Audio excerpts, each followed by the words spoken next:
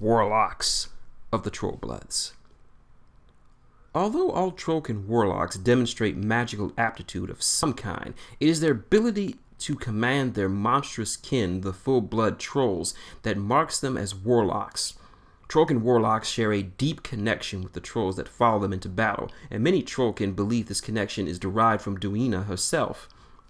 This elevates Trollkin warlocks to a status of leadership that is part war captain and part embodiment of the goddess's wrath. The majority of Trollkin warlocks are shamans of Duina, or sorcerers by birth, and they utilize their powerful warlock abilities as natural extensions of their devotion to their goddess or their innate sorcery. Trollkin sorcerers are easy to recognize, as they are born albino and typically possess a smaller stature to their kin. Rather than considering this a weakness or deficiency, Trollkin communities value their sorcerers for their arcane aptitude and the benefits such abilities represent to their Kriels. Most sorcerers do not become warlocks, though.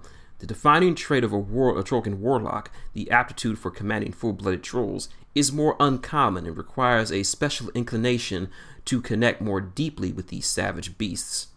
Duinian shamans have been found in nearly every Kriel, serving the needs of their community. The Trollkin are a deeply spiritual people and hold their shamans in high regard.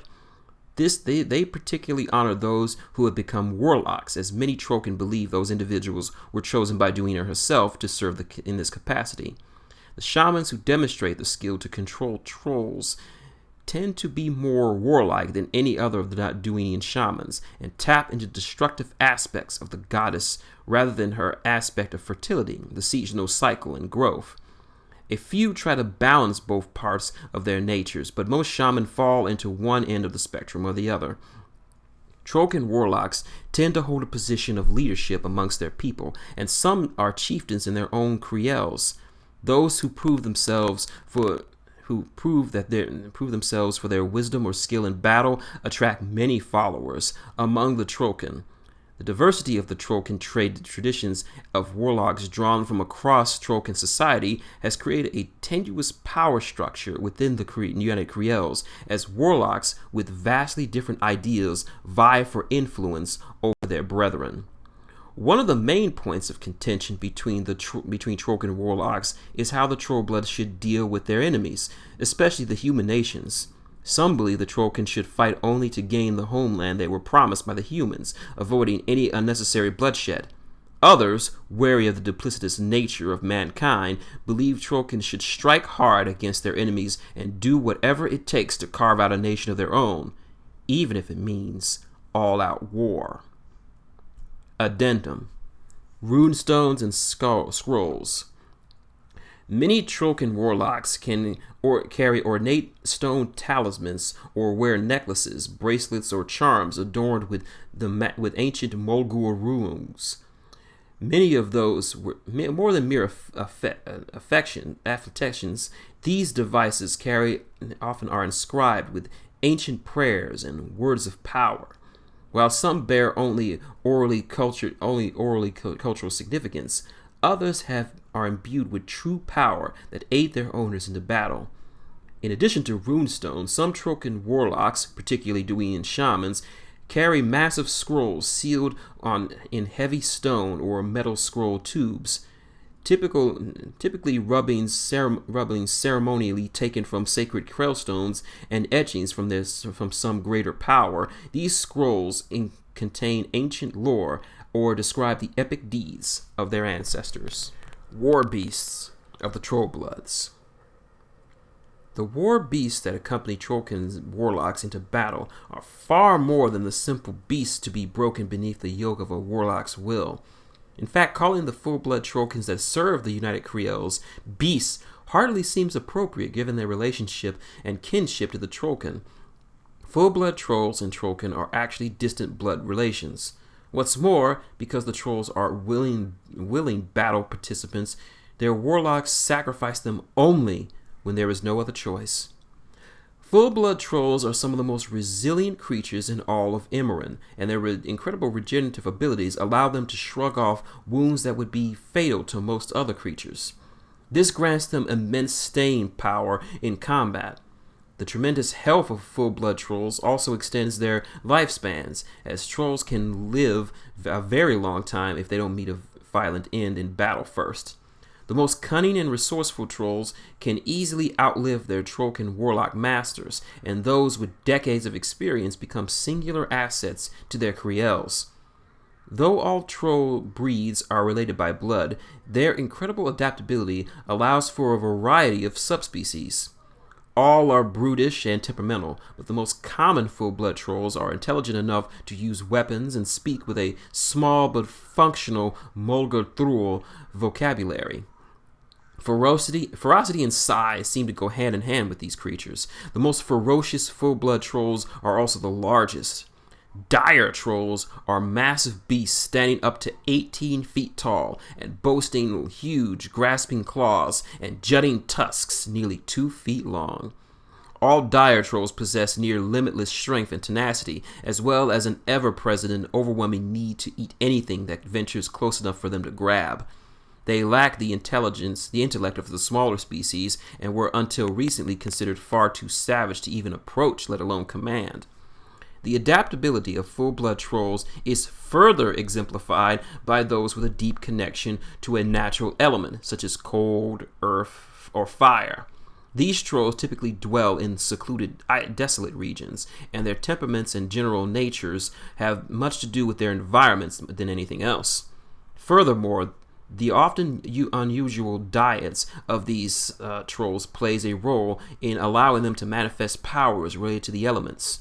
The winter troll, with his icy breath, originates in the cold mountains of the north, while the pyre troll's ability to spew fire might have developed from its consumption of the black, combustible oil that wells from the ground in the Bloodstone marshes. The slag troll's perchance for eating stone and metal has forced it to evolve powerful stomach acids that it can disgorge as a weapon. Addendum: Troll armament. Although some full-blood trolls are intelligent enough to use weapons and wear protective armor, as evidenced by the troll Axer and Impaler, they still lack the skill to craft such weapons themselves. This has led many Trollkin weapons and armor smiths to specialize in making oversized axes, spears, and other weapons for their larger kin to use. Dire trolls are not normally equipped with weapons of their own, though they make excellent weapon platforms. The dire troll Blitzer with his pygmy troll operated slugger are examples of this surprisingly effective innovation. Warriors of the Trollbloods. The Trollkin who have taken up arms against their enemies come from many different Kriels and cultures, and even boast a variety of appearances. It is their traditions, however, the burdens and triumphs they shoulder together no matter what the Kriel from which they hail, that bind them as warriors of their race. Stoic determination is a hallmark for all Trollkin warriors, and those who fully embrace that virtue and risk themselves time and again to defend their kin might find themselves becoming heroes to their people. The Trollkin who earn the right to be called champions are warriors every idealistic young warrior aspires to become. These exceptional fighters are the Trollkin their people will speak of for generations, their great deeds inscribed in living stone so that none will forget their heroism. Unlike other warriors who can hope one day to return to the peace of their Kriels, champions fight until they are no longer able and only then put down their weapons to advise Kriel chieftains. In times past, most war bands comprised warriors gathered temporarily to fight under the banner of a chief for a specific purpose. Such groups might stay together for several years, only rarely, such as in the face of a truly ominous threat. In contrast, some modern warriors take up arms to follow a charismatic or successful chief. These warriors are typically motivated by a thirst for glory and hail from Kriels that engage in feuds between themselves. Most commonly, though, warriors fight simply to protect themselves and their kin.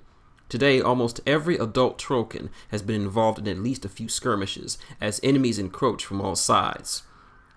Trollblood supply lines are tenuous, and hunger is a constant companion for most warriors. When food is available, the lion's share goes to the full-blood trolls that accompany the warbands.